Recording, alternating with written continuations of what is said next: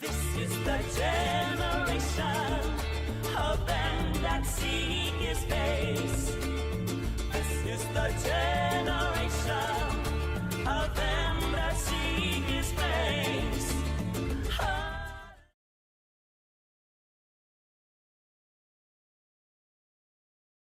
In our teaching center. And we also want to welcome those of you that are coming in through our Torah Unleashed YouTube channel. And we are Torah Unleashed here at Olive Tree Fellowship, Albuquerque, New Mexico. If you're ever passing by through Albuquerque on a Sabbath morning, please join us.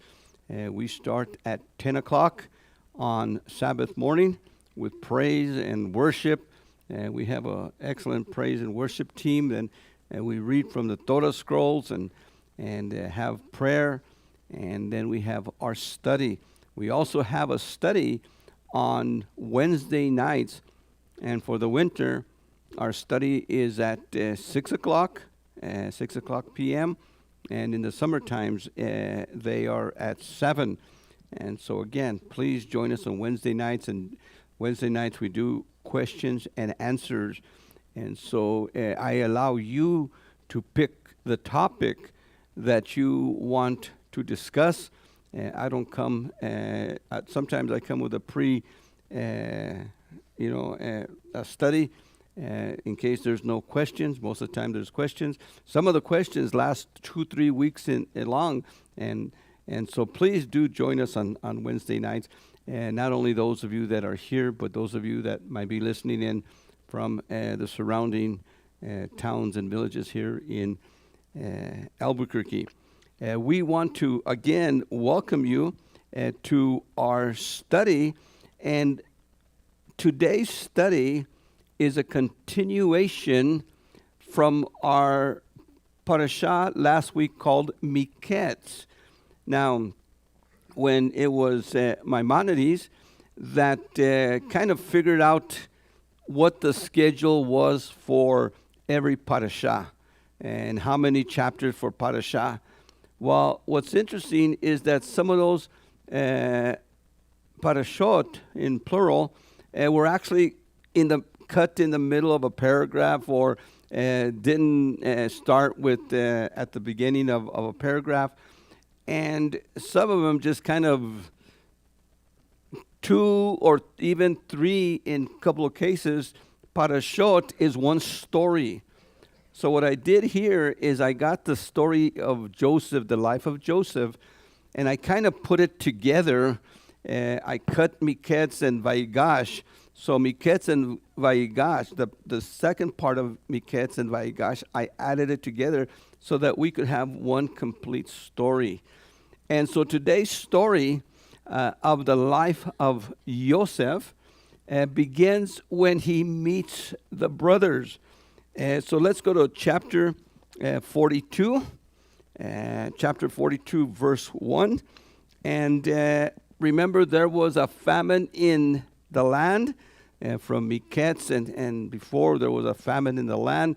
Joseph, for 7 years, prepared Egypt, and they brought all the grain into the granaries and prepared, and then now begins the 7 years of leanness in Egypt, but not only in Egypt, but through the whole of the Levant, the Canaan, and all those areas went into a time of famine. And so in 42 verse 1, it says there, Yaakov, seeing that there was grain for sale in Egypt, he said to his sons, why do you stand looking at one another? I hear it said that there is grain for sale in Egypt. Go down and buy grain for us there, that we may survive and not die. So 10 of Joseph's brothers went down to buy grain in Egypt. But Yaakov did not send Joseph's brother Benjamin with his brothers. Nothing must happen to him, he said. Now remember, from Yaakov's mind, Joseph is dead. And the brothers said that a lion ate him up. He's dead. And Yaakov loves now Benjamin, because not only was Joseph, but Benjamin was the second son of his beloved Rachel. Always keep that in mind. When you're studying about Joseph, keep in mind that in his mind, he really has only one wife, and that's Rachel. And that's why he favors Joseph. And that's why he gave to Joseph this coat with sleeves of many colors. And that's why Joseph was his favorite son. And that's why the other brothers were jealous and envious of Joseph. And it had to do because of the dynamics of the way the family came up with Leah in that situation. And then the two handmaids and those situations, those brothers that came from the handmaids. And then, at long last, Rachel, his beloved, has Joseph. He is sent to Egypt as a slave, and he's put in jail. And now Joseph, if you remember the story from last week, now he is second to Pharaoh. He is the vizier, the second to Pharaoh, the vice Pharaoh, if you will. And now he is the one that is selling the grain. And so there's grain in Egypt. And so Yaakov sends his brothers over there. And it was Joseph, it says there in verse 6, when they got there, it was Joseph as the man in authority over the country. Now remember, Joseph left his father when he was 17. And now he is probably about 35 or so. So from 17, when he was a 17-year-old boy, to now that he is in 35 or so, of course, he recognized them right away. They did not recognize him. The reason they didn't recognize him is that he was dressed like an Egyptian. In fact, he probably wore the makeup of an Egyptian. And so they could tell that he was, of course, a Hebrew. In fact, the main reason that they knew he was Egyptian, when Joseph comes in, he comes in walking like an Egyptian. So, of course, they wouldn't recognize him, right? They didn't go, the old type of stuff that some of you guys did in the body or whatever. But, so they didn't recognize him. But he recognized them. Now, remember, one of the things also is that in this time, he's learned to speak Egyptian. And to speak to them Hebrew, there is a interpreter.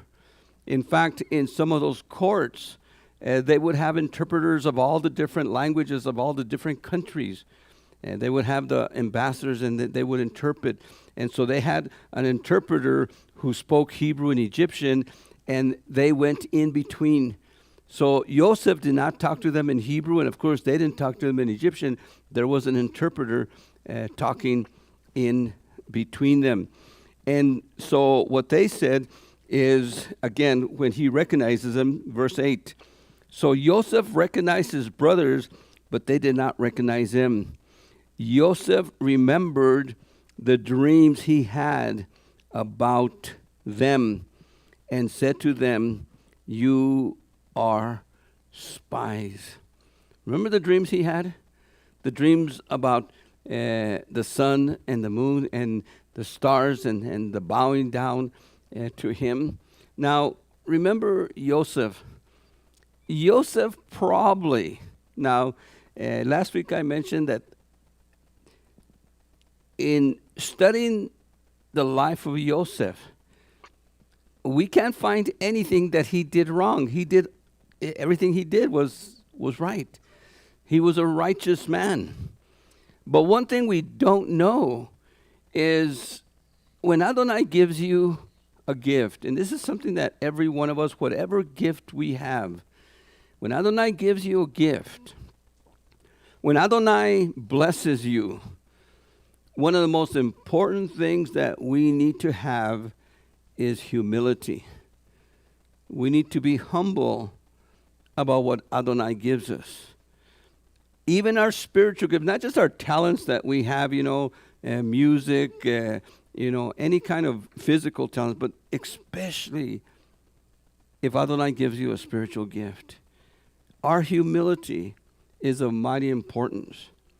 Now, we have a problem with the family of Joseph, especially with his dad, because his dad favored him, again, because of Rachel. But he had these dreams. What the scriptures don't tell us, and I don't think we could find it any place, but what we don't know is what was his attitude when he was telling the brothers. In fact, remember, even his dad, even Yaakov, got mad at him. Are we to bow down before you? Was he, and I'm just going to throw this out, was he being a little prideful? I've had these dreams and you guys are going to bow down to me. Now that would even cause the split with his brothers even more. Not just because his dad favored him, not just because his dad gave him a special code, but now in the spiritual area, here he has these dreams. Remember, they call him the dreamer. And so now he sees his brothers. And his brothers didn't like him because he spoke to him about his dreams. But now, as he sees them, they're older also. And hopefully they're a little bit wiser.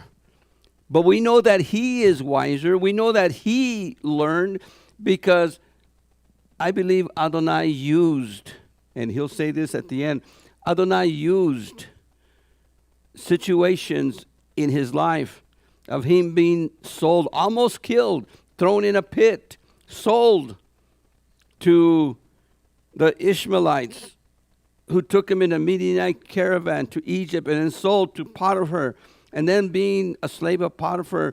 This is a humiliating. He's a free man in Canaan. He's a 17-year-old boy, a free boy. Now he's a slave. That should be humiliating to go down to. But not only that, one thing happened is that he was accused by Potiphar's wife. He was accused and thrown in prison, even worse now. And there he was in prison all these years, between 17 and 30 when he gets out of prison. For all these years, he went down, down, down, down. And Adonai every time broke him and broke him and broke him and broke him. And every time Adonai breaks us, every time Adonai breaks us, there is lesson in every suffering that we go through. There is lessons in every breaking we go through. And Adonai, again, I can't tell if he was prideful in his spiritual gift. But if he was, we know that there was a breaking point. And once he was at his lowest, at the bottom of the pit, like they say, when you're at the bottom, there's no place to go but up. And it was Adonai who promoted him. He didn't promote himself. Adonai promoted him. Adonai gave him those spiritual gifts of interpreting dreams. That comes from Adonai. And it's Adonai who promoted him. And now he is at the top. And he sees his brothers. And he remembers the dreams. And at that very moment, what Adonai gave him in those dreams is fulfilled now. Those dreams come to fulfillment. And when his father comes, and his father comes to Egypt, as we will see in a little while, and the father bows down, all of a sudden those dreams come true. But you see, one thing about Joseph, they came to buy grain to take back to their families and to their father. And when they come also in humility.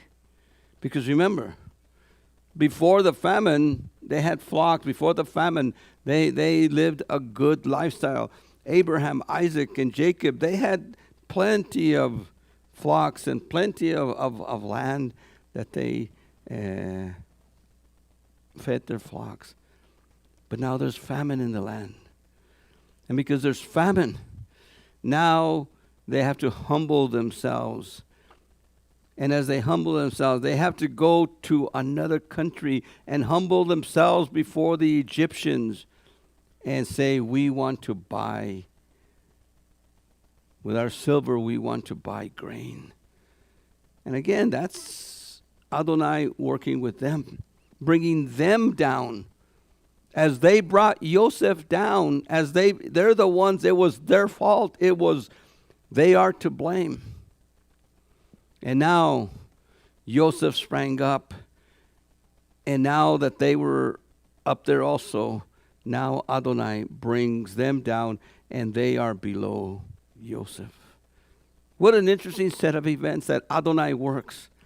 And again, with every one of us, the way Adonai has worked in our lives, we could probably go back to situations in our life. I go back into situations where Adonai has had to humble us or had to do this and do that and different things. But always remember, no matter what Adonai allows to occur in your life, it's going to be for your blessing and the blessing of those around you. Never run away. Sometimes people want to run away, or sometimes we even pray, oh, take this, situation away from me. Sometimes Adonai says, no, because I'm the one that brought it so that I could work with you, so I could break you, so that you could be clay in my hand, and I could make you what I want you to be, not what you want to be. We serve a mighty Elohim in that area. And of course, there's a testing period here. You are spies. You've come down to spy, and no, we are honest men. Honest? Remember, they were not honest with him. They're telling him, we are honest men. And he's probably looking back and, well, that wasn't too honest of a thing that you did with me. But he's testing them. He wants them to, in a sense, come out of their shell, out of their deception, out of their lies, out of what they told. I'm sure it doesn't say, but I'm sure it came out afterwards that there was no lion. When Yaakov, I'm getting ahead of myself, but when Yaakov finds out that he's alive. And so what happens is go to verse 13. Your servants are 12 brothers, they said, sons of the same man from the land of Canaan. The youngest, we should explain, is present with our father, and the other one is no more. The other one is no more.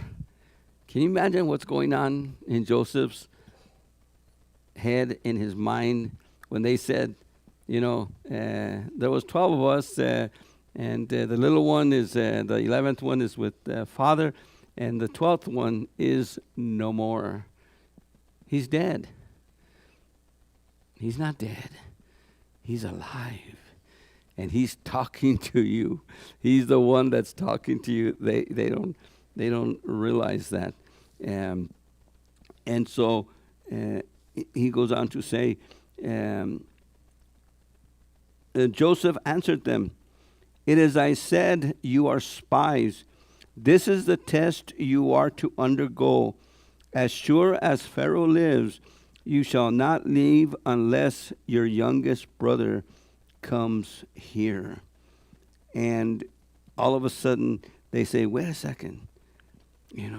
In 3 days, by the way, notice in your scriptures when you read, throughout the scriptures, I always mark every place it says on the third day. Because for some reason, on the third day occurs throughout the scriptures. And so when it says, then he kept them all in custody for 3 days. On the third day, Joseph said to them, do this and you shall keep your lives. And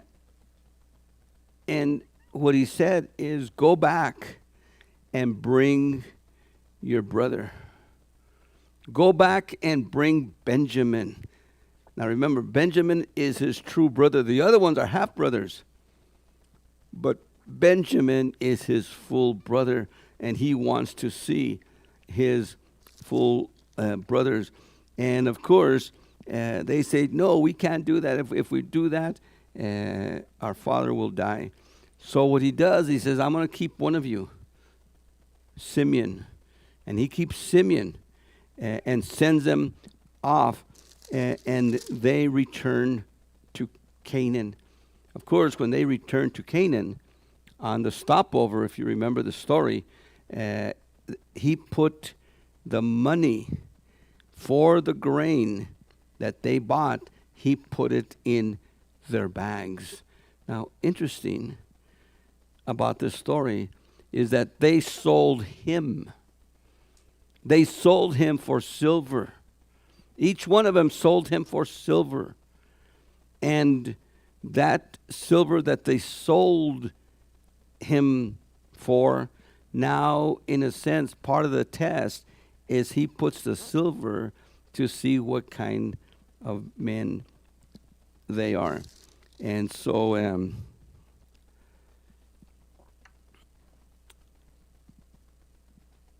they discover the money that they paid for their provisions.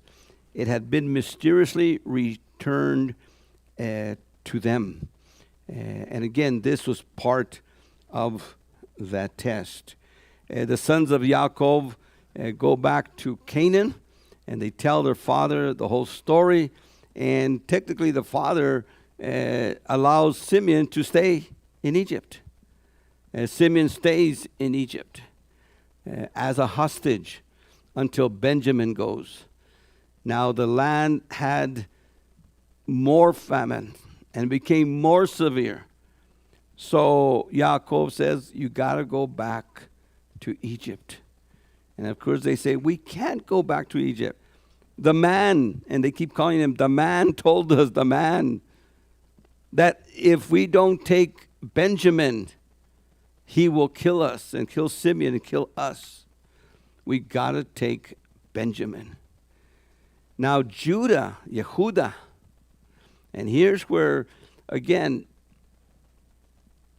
the weaving of Scripture, the way Scripture weaves between the Torah, the prophets, the writings, between the Gospels, between the epistles, Revelation, there is a weaving, interweaving. There are points, dots, and part of our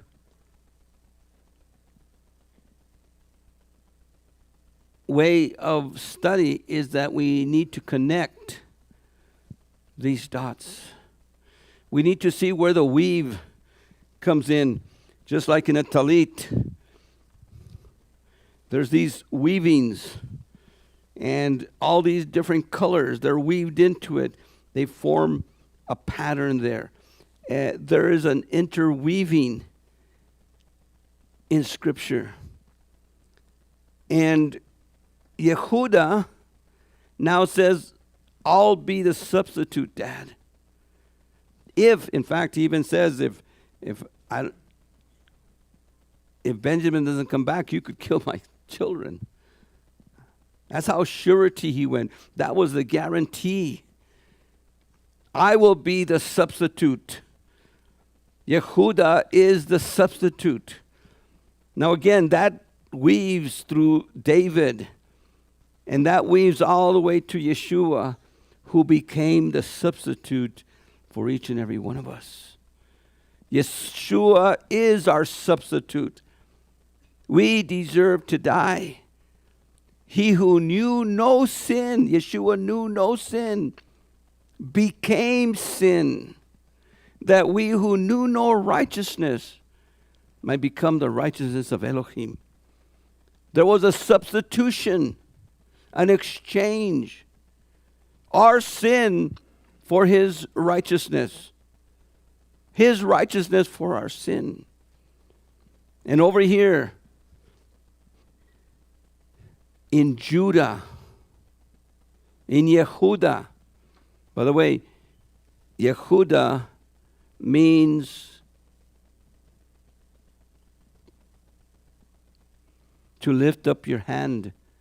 And to lift up your hand is the Hebrew word yada. A yad is a hand. Yada, and you lift up the hand, and that's praise.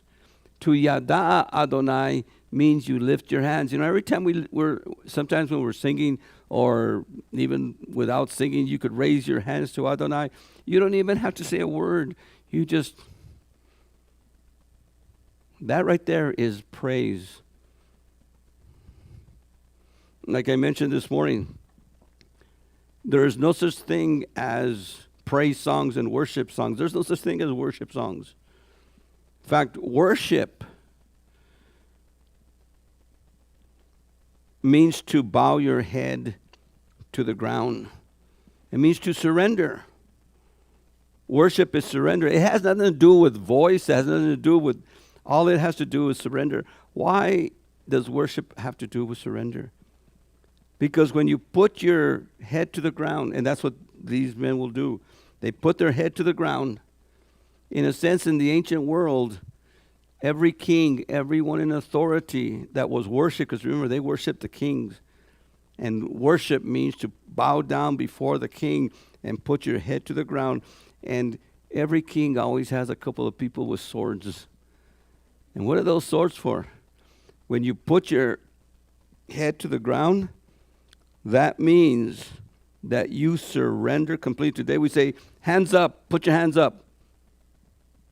Well, in those days, they would put their head down, and that's how they would cut people's heads off. You surrender completely. Worship is surrender to Adonai. And so Yehuda becomes the substitute. And Yehuda himself says, go to 43, let's see, verse 7. They replied, he kept questioning us about ourselves and our kinfolk. Is your father still alive? And have you a brother?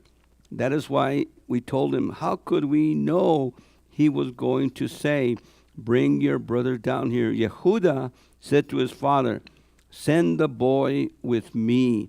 Let us start off and go so that we may save our lives and not die. We, you, and our dependents. And so Yehuda now not only becomes a substitute, but now he becomes the guardian of Benjamin. He becomes Benjamin's guardian, and they go back to Egypt, and they meet with Joseph again. And that is in verse 15 of 43. They meet with Joseph. When Joseph saw Benjamin with them, verse 16, he said to his chamberlain, take these men to the house, slaughter a beast, and prepare it, for these men are to eat at my table at midday. And so Joseph brings them to his personal house. They don't stay with all the other people that are coming in from many, many countries coming in to buy grain. These ones, his brothers, now go to his house. And there they are with Joseph. And Joseph says to them, "Peace to you." They replied, "Peace. Do not be afraid. Your Elohim and your father's Elohim has put a treasure in your corn sacks or your grain sacks. Your money reached me safely." And so the money that they were afraid that they would have thought that they had stolen reached them safely, and there was no problem there. Let's see, another thing that I want to mention here also. Go to verse 29. As they're talking there, actually verse 27, and they're talking about their father. But he greeted them kindly, asking, "Is your father well?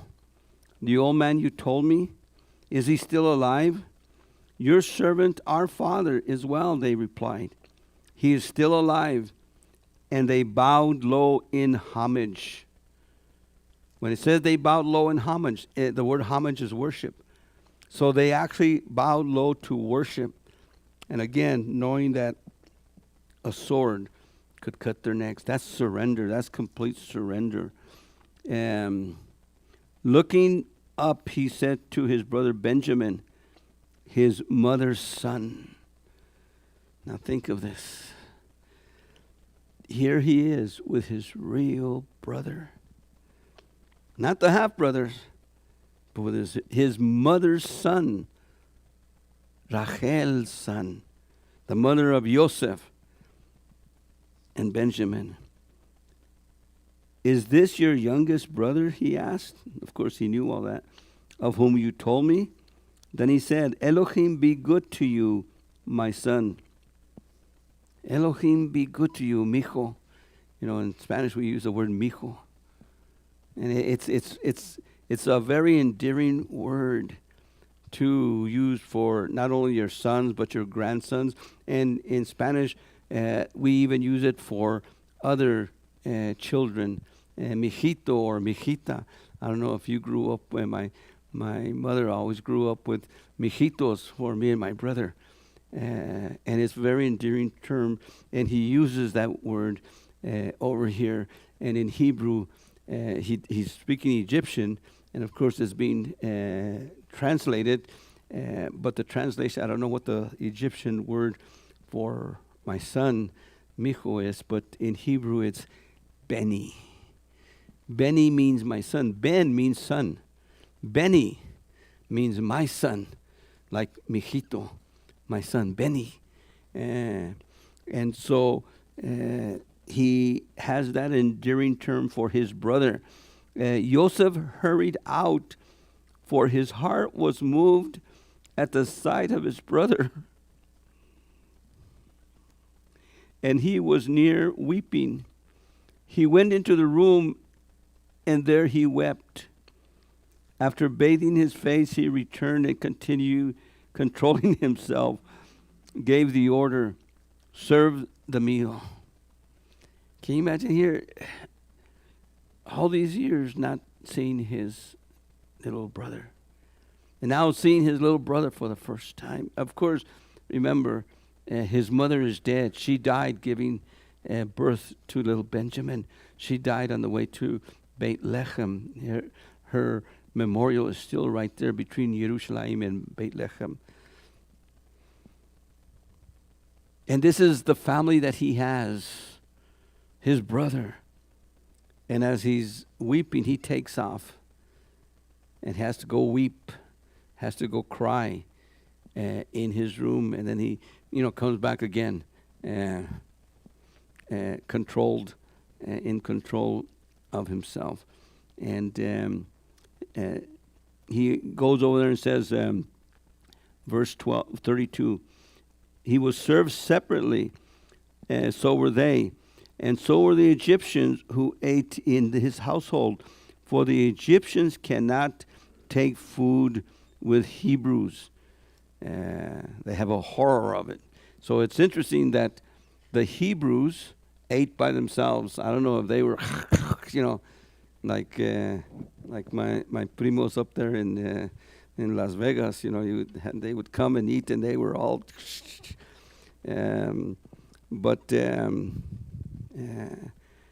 and then the Egyptians ate by themselves because they were probably more refined. But what's interesting is that Joseph ate by himself also. Now, remember, the Egyptians knew, and he had to have told them not to say, but the Egyptians knew he was a Hebrew, because remember, he was a Hebrew slave who came up and became the second in command. So they knew he was Hebrew. But nobody let the cat out of the bag, thankfully. And so they all ate separately. And so he sends them off. Again, they go back. They have dinner with him. And the brothers are now returning, all of them returning to Canaan. But what he does is he puts the money again, has his chamberlain put the money again. And this time he puts his silver cup, his personal silver cup, with Benjamin's bag. And as they go off, probably right there before they cross the border, the Egyptian Migra picked them up, brought them back to Joseph, and it's has been there all along, every country, every time. We need to return ours. All of a sudden they come back and he says, "What have you done? You've stolen. You stole my cup." And of course, whoever has it shall what? Shall die. Whoever, if we find the cup, you could search our bags, and whoever has it can die, will die.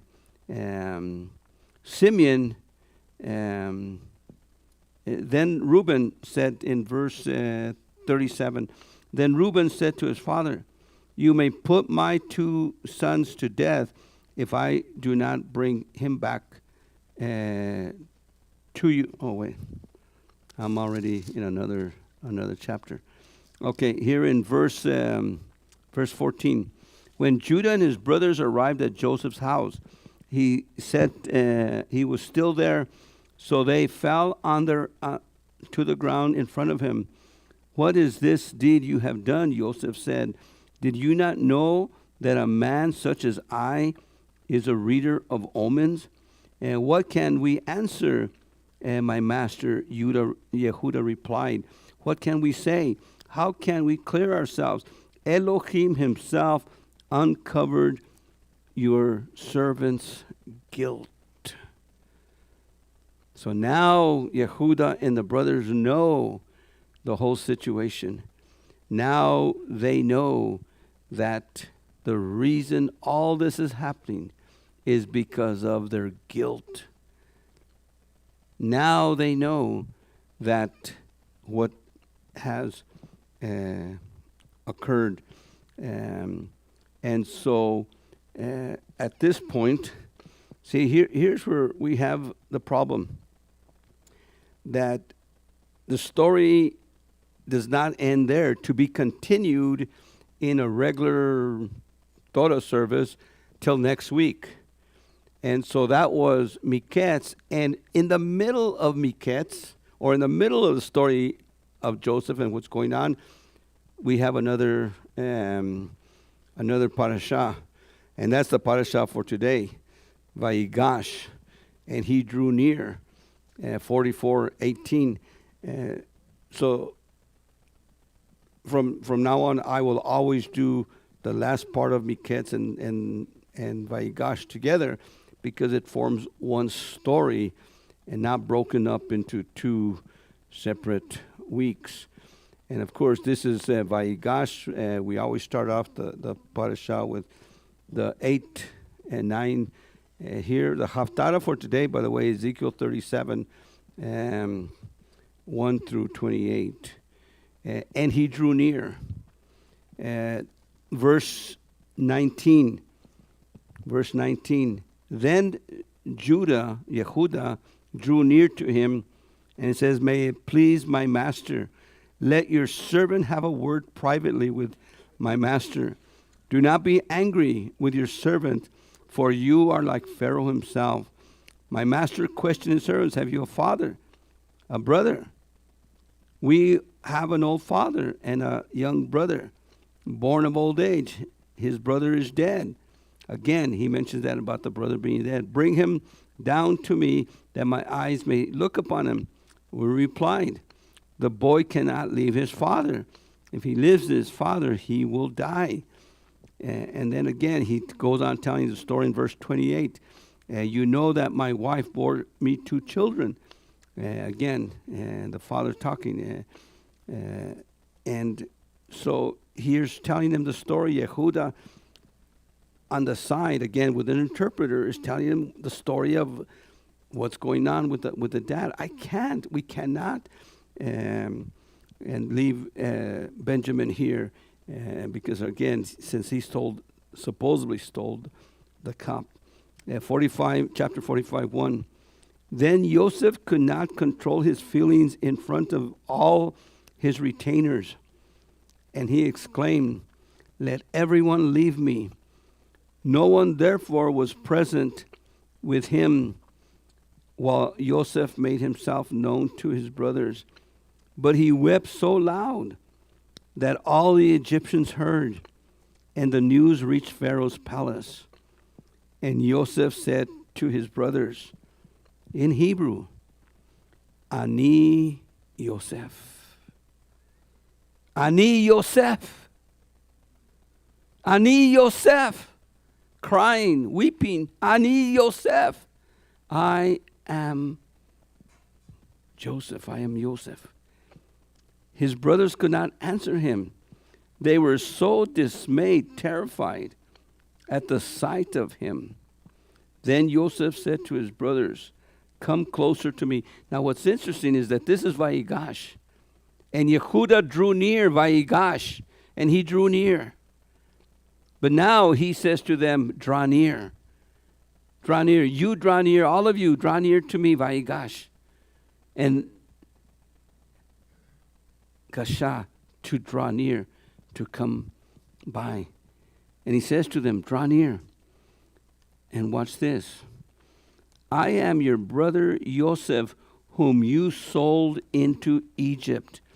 But now do not grieve. Do not reproach yourselves for having sold me, since Elohim sent me here before you to preserve your lives. They had meant it for evil. They had meant it because of jealousy. They had meant it because of envy. But it wasn't them. It was their hand that Adonai used, but it was Adonai who did this. Adonai who, the thing about Adonai is that those whom he foreknew, he also predestined. We read in Paul in Romans. Nothing catches Adonai by surprise. He knew about the famine. And Adonai prepared everything that they did. It was by preparation of Adonai. And yes, they were to blame. They were at fault. Yes, they did a nasty thing. They did a bad thing. But remember, all things work together for the good for them that love Adonai, for them that are called according to his purposes. Doesn't matter what has gone on in our lives in the past. It doesn't matter what others have done to us. Even the bad things people have done to us. Growing up as children, people do bad things to us. People do bad things to men. People do bad things to women. People do bad things in this world. And not only in the world, but even believers themselves. Believers have done bad things against us. What are we going to do about it? What are we going to do about the bad things others do to us? One thing we must know, first of all, is that Adonai is in control. Adonai knows what they've done. And Adonai uses what bad they've done in our lives for our good. And even for their good. Because in this case, what you did is to preserve you. The bad that you did is to preserve your lives and your children's life. What a heart of a man. Again, the first time, if he would have been a bitter man, the first time they showed up in front of his court, he could have just told his retainers, take him out and chop their heads off. Hang them. Slaughter them. He could have done that. A lot of people would do that. A lot of people would, in a sense, seek revenge. Notice that Joseph, and this is why Joseph is such a man that throughout history people have said he is such a Yeshua. Because the life of Joseph and Yeshua's life, as we showed last week, there was some commonnesses in there. And watch what he says. Elohim sent me before you to preserve your life. For this is the second year there has been a famine in the country, and there are still 5 years to come that no plow or reap. Elohim sent me before you to make sure that your race, your race would have survivors in the land, and he saved your lives, many lives at that. That line right there, that verse right there, how many times has Adonai done that? Saved the race against how many enemies? Not just the Pharaoh later on with Moses, but the whole story of Esther and Mordecai, Haman, who tried to destroy the race. Antiochus, we just finished Hanukkah. Antiochus tried to destroy the race, eliminate the race. The Babylonians, the Romans, the Assyrians. How many people have tried to eliminate Hamas today, violence today? Hamas today is trying to eliminate the race. You cannot eliminate the race. The race will never be eliminated. Why? Because it's Adonai's chosen people. And when Adonai opens a door, no one could close it. When Adonai closes the door, nobody could open. Adonai is in control of our lives. He is in control of Israel. And that's why one of the most important things that as Americans we need to pray. And pray for our administrators and our leaders. Keep your hands off of Israel. Keep your hands off. Let Adonai deal with Israel. And Adonai will deal with Israel. Adonai deals with his own people. Judgment begins at the house of Elohim. We've seen that where Adonai has disciplined us in Babylon, disciplined us many times over. But he will never let us go because we are his race, we are his people.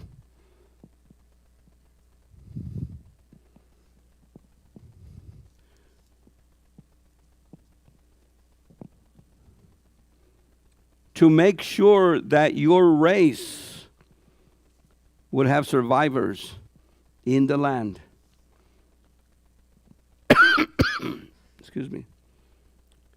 They may kill as many, and in the book of Revelation it talks about the many martyrs, even the 144,000 from all the different tribes that will be martyred. Myriads will be martyred, but there will be a remnant. And at the end it says, all Israel will be saved. Kol Israel, all of Israel will be Yeshua, saved, salvation. Yeshua will come to Israel, and Yeshua, not Yeshua the Messiah, but salvation, Yeshua, will come to Israel in Yeshua the Messiah. Let's go on here. So it was not you, again he reiterates, who sent me here, but Elohim, and he has made me father to Pharaoh, master of all his household, and administrator of the whole land of Egypt. Return quickly to your father and tell him, your son Joseph says this, Elohim has made me the master of all Egypt. Come down to me at once. So they send for Yaakov. They send for Yaakov. And now through Yehuda, Yaakov comes back to, comes with them back to Egypt. Got ahead of myself there. What do we see here? Over here we see reconciliation. In fact, the word reconciliation is used throughout in the New Covenant scriptures, the apostolic writings. The word reconciliation is not used in the Hebrew Torah or the writings. They use the word peace, to be at peace with one another. So reconciliation means to be at peace now as before. People are at peace, and then there's a conflict. But the conflict should end and peace should come again. That's reconciliation Hebraically. To be at peace again. To be at peace as we were formerly. There's peace. You have peace with your brother. You have peace with one another.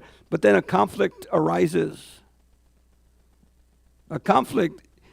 Why is there conflict? Because he's in the flesh and I'm in the flesh. Because we're human. And sometimes as spiritual people, we get out of whack. We short circuit. Something happens and we go back into the flesh.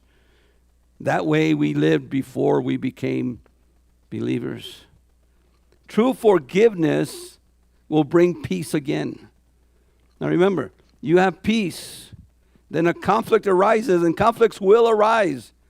They'll arise with husband and wife. They'll arise with parents and children. They'll arise with brothers and sisters. They'll arise among congregation members. They'll arise between congregations. But once there is true forgiveness, peace is again, reconciliation occurs. But sometimes after the conflict, there is unforgiveness. And conflict continues ad infinitum. For the rest of your lives, you'll be in conflict with these people. Unforgiveness. Now remember, in this case, Joseph could have revenged because of what they did. But he's the one that offers peace. When they find out, notice that they didn't say, oh, forgive us, forgive us, forgive us. They didn't even have to ask for forgiveness. He forgave them because he knew that Adonai is in control.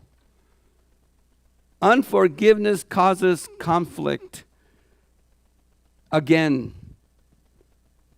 And conflict piles on itself. And then they say something or do something, and all of a sudden, there's people that have been fighting for so many years. Up in Las Vegas, New Mexico, it's the Martinezes and the Romeros. In Tennessee, it's the Hatfields and the McCoys.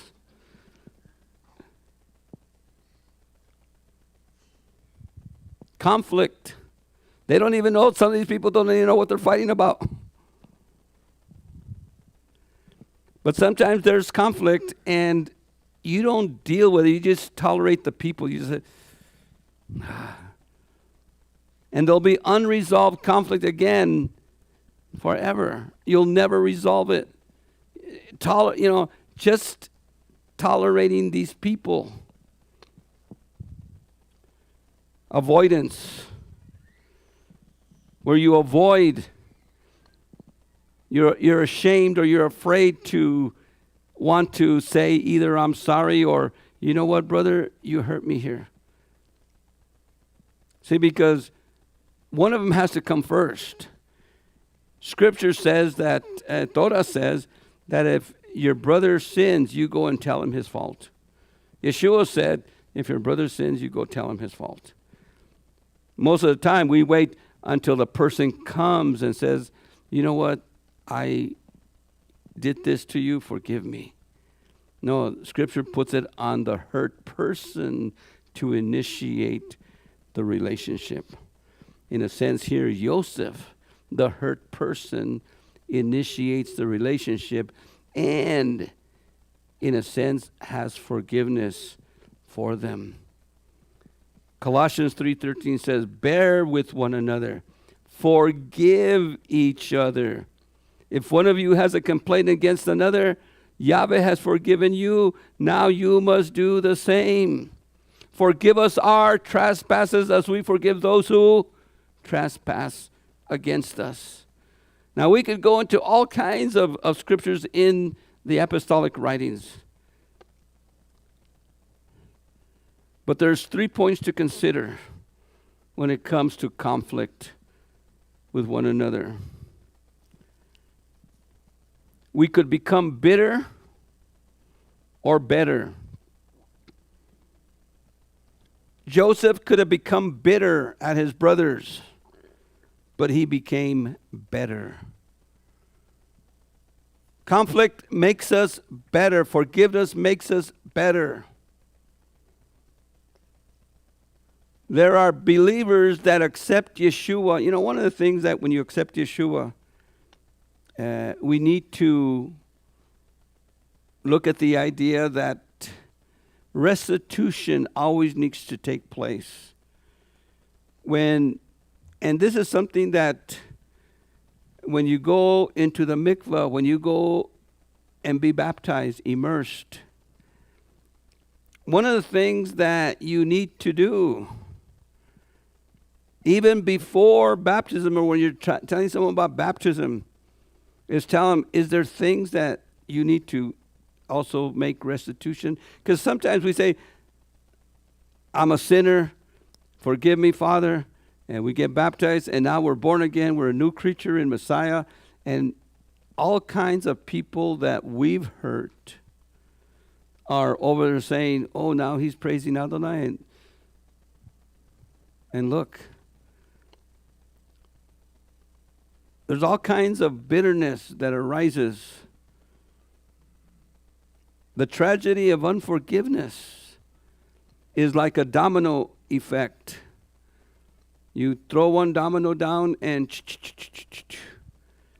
unforgiveness, not forgiving what others have done, even if they don't come and ask us. We need to learn to forgive. What do you do? Or what have you done when you've been hurt? What is, we could actually open up a discussion here. Straighten my toupee out.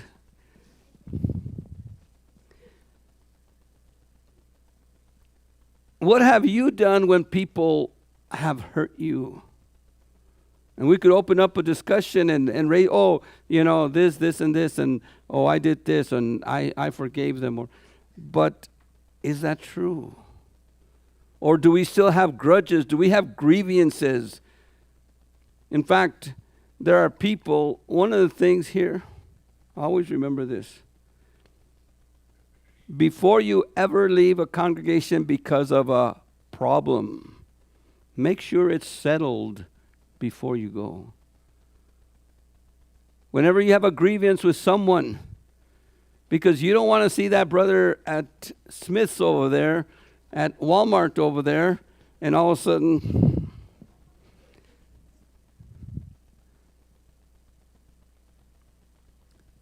we need to settle. We need to do something about it. Of course, Yeshua's answer is Matthew 18. If your brother does something wrong, go and have it out with him alone. Notice, if your brother does something wrong, it doesn't say tell everybody. It doesn't say, do this or do that, hit him or break his windows or whatever. It says have it out with him. And that doesn't mean duke it out with him. Alone between your two selves. If he listens to you, you have won back your brother. Reconciliation has taken place. Shalom is here. Peace is there. If he does not listen, take one or two others along with you. Whatever the misdemeanor, there are some cases that have to be done by the Beit Din. But if the misdemeanor, the evidence of 2 or 3 witnesses is required to sustain any charge. But if he refuses to listen to these, report it to the community. And if he refuses to listen to the community, treat him like a Gentile or a tax collector. In other words, excommunicate him, and he is no longer a believer. When you treat someone like a Gentile, he is no longer a believer. You say, well, how could you say that brother who is a good worship leader or a good Bible study teacher or such a good person, always sits on the front chair there, that's his chair, and he always comes and he always gives his tithe. How could you say he's a non-believer? Because he did something to so-and-so. Because it is the responsibility of the ministry, of the congregation, of the elders, to do that. Watch what it says. In truth, I tell you, whatever you bind on earth will be bound in heaven. Whatever you loose on earth will be loosed in heaven.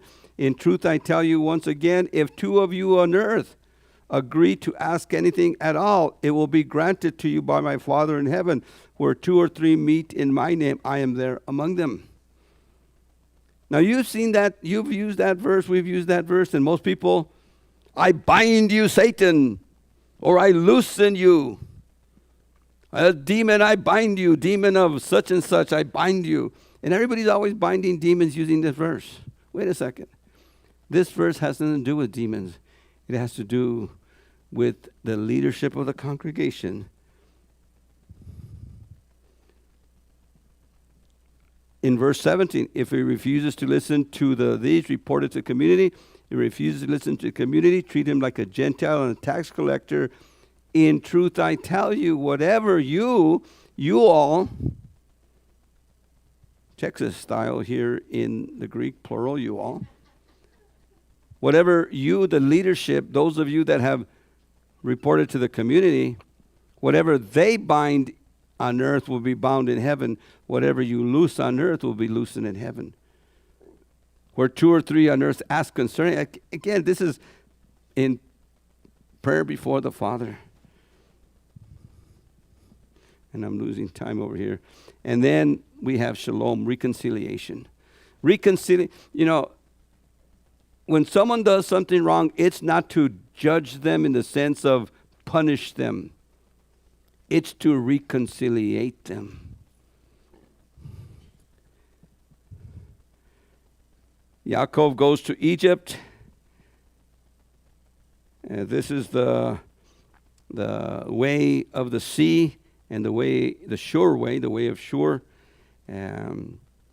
I drove from Gaza to Cairo, and we took the way of the sea.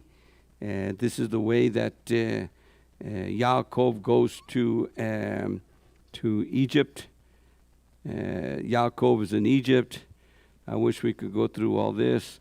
There was a progression of the famine in the land. First, he took their silver, and then when they ran out of silver, he took their livestock.